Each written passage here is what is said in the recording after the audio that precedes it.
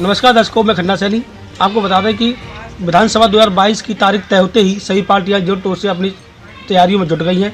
इसको लेकर बात करें गोवर्धन विधानसभा के राजनीतिक इतिहास की, तो आज हमारे साथ मौजूद हैं हमारे क्षेत्र के वरिष्ठ पत्रकार दिलीप यादव जी। आइए इनसे बात करते हैं किस प्रकार से यहाँ का क्षेत्र का राजनीतिक इतिहास रहा है और यहाँ से पहला विधायक कौन था, जब विधानसभा यहाँ से स्टार्टिंग हुई थी कौन विधायक थे, किस दल से थे और अब वर्तमान में किस दल से और कौन विधायक है। यादव जी नमस्कार। नमस्कार। अगर बात करें विधानसभा चुनाव को लेकर, तो फिलहाल वर्तमान में किस सत्ता से कौन विधायक है यहाँ से? वर्तमान में भारतीय जनता पार्टी से कारिंदा सिंह यहाँ से विधायक हैं। और इतिहास की अगर हम बात करें तो देश की आज़ादी के बाद चूँकि कांग्रेस ने आज़ादी में जो योगदान दिया उसको लेके समूची विधानसभाओं में, देश की समूची विधानसभाओं में कांग्रेस का प्रभाव रहा। और गोवर्धन विधानसभा उत्तर प्रदेश की 403 विधानसभा सीटों में से 83 विधानसभा के रूप में इसको पहचाना जाता है। यहाँ पहले विधायक 1952 में आचार्य जुगल किशोर रहे, वो दोबारा से 1957 में रहे, लेकिन 1967 से 2012 तक ये सीट सुरक्षित सीट रही। लिहाजा यहाँ 15 बार दलित श्रेणी के लोगों को विधायक बनने का मौका मिला और उन्होंने काम भी किया। कई दलित विधायक बहुत ही जनप्रिय रहे, जिन्होंने भारतीय जनता पार्टी जैसी पार्टी को यहाँ पूर्व में ही 1993 के आसपास ही स्थापित कर दिया। और 4 बार भाजपा के यहाँ से विधायक रहे, 4 बार कांग्रेस के विधायक रहे, 1 बार यहाँ से बीएसपी से राजकुमार रावत विधायक रहे और 1 बार आरएलडी ने यहाँ अपना खाता खोला है।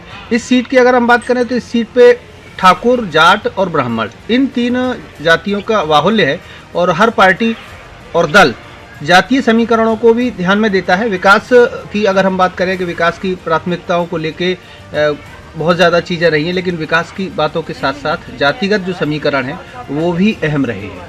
अगर बात जिस प्रकार से आप बता रहे हैं कि वर्तमान में भाजपा के विधायक हैं श्री कारिंदा सिंह जी, उससे पहले दूसरे और तीसरे नंबर पर कौन रहे और किस पार्टी के थे? देखिए, कारिंदा सिंह जीते हैं, उससे पहले राजकुमार रावत थे। और राजकुमार रावत चूँकि पूर्व में यहाँ से विधायक थे तो उनकी भी अपनी इमेज रही और एक ब्राह्मण के रूप में इन्होंने यहाँ ठीक ठाक काम किया। कारिंदा सिंह भी सरल नेचर के, सरल व्यवहार के व्यक्ति हैं और पार्टी की रीति नीति के अनुरूप उन्होंने काम करने का काफ़ी प्रयास किया। मूल चीज़ यह है कि ये तीर्थ स्थल है, तो तीर्थ स्थल के मुद्दे पर अगर हम बात करें तो भारतीय जनता पार्टी से यहाँ विधायक रहे 1993 में। और उसके बाद अजय कुमार पोइया, उन्होंने ब्रज के विकास को लेके पर्यटन विभाग के साथ तीर्थाटन के डेवलपमेंट पे बहुत बड़ा काम किया। आज से 20 साल पहले विधानसभा में कई याचिकाएं दायर की, तमाम सवाल किए। ब्रज 84 को उसकी परिक्रमा की आज जो बात हो रही है और गोवर्धन के विकास की बात हो रही है कि भाई तीर्थाटन में करोड़ों लोग यहाँ आते हैं। तो आज भाजपा ने, उस समय नगर विकास मंत्री लालजी टंडन हुआ करते थे, मुझे याद है, नगर विकास मंत्री के पद की हैसियत से उन्होंने जवाब विधानसभा में ये दिया था कि चूँकि भारत लोकतांत्रिक गणराज्य है, हम धर्म विशेष को विशेष सहूलियतें नहीं दे सकते। बात तीर्थाटन की थी, लेकिन उसे कोई अन्यथा ना लेके आज हिंदू स्थलों के लिए आप काम कर रहे हैं तो कल को दूसरे वर्ग के लोग कहेंगे।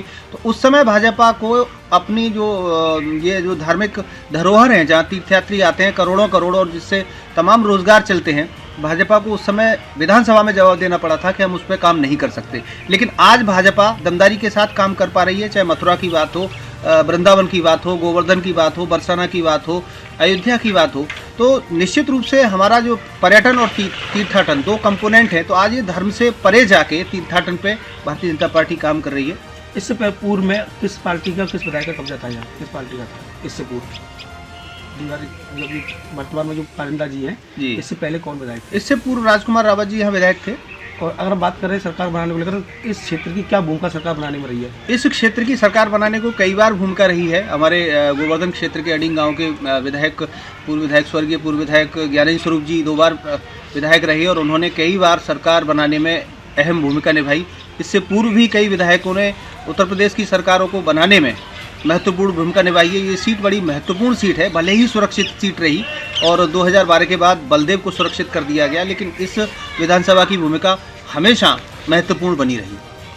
तो दर्शकों, आपने देखा हमारे साथ मौजूद थे हमारे क्षेत्र के वरिष्ठ पत्रकार दिलीप यादव जी। इन्होंने राजनीतिक को लेकर और गोवर्धन विधानसभा क्षेत्र के बारे में सारी जानकारियां इन्होंने दी। पहले विधायक कौन थे, किस दल के थे, वर्तमान में विधायक है, किस प्रकार से किस विधायक ने इस बड़े क्षेत्र के लिए क्या काम किए।